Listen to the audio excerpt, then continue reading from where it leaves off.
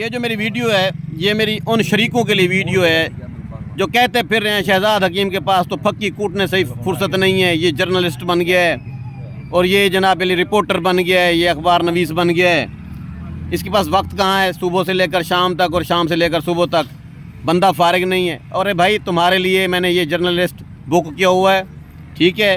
रोज़ खबर मैं को दसेसा, मैं तो सीधी सीधी दसेसा फलाने दी छोर फलाने नाल जुआर पकड़ी गई है, ऊको तमीज़ दे दायरे ए लाला लिख सी तुआरे तक खबर पुचे सी, ठीक है सही। इंशाल्लाह अपना तारुफ कराओ। मेरा नाम सुमैर अब्दुल्ला है, मैं एक साफ़ी हाँ। इंशाल्लाह शहजाद भाई नाल हुण काम करे सूँ जो तक अच्छा लगसी। सुमैर अब्दुल्ला साफ़ी साहब कित्थे रहिंदे हो? मैं राजराम राना। राजे राम रहिंदे, मेरा बहु पुराना लंगोटिया यार है।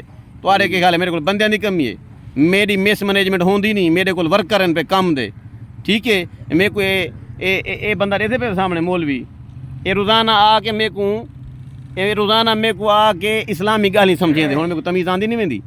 इवें ही बहुत सारे बंदे बहुत सारे कम वाले मेरे को हिन पे। तुसां ये ख्याल दिमाग च कढ दिओ भी रिपोर्टर साहब रिपोर्टिंग किवें करे सी। रिपोर्टर साहब रिपोर्टिंग इवें तुन पर 52 करे सी, तुसां डेदे रहे सो ते रोज़नामा आफ्ताब दी बल्ले बल्ले हो सी।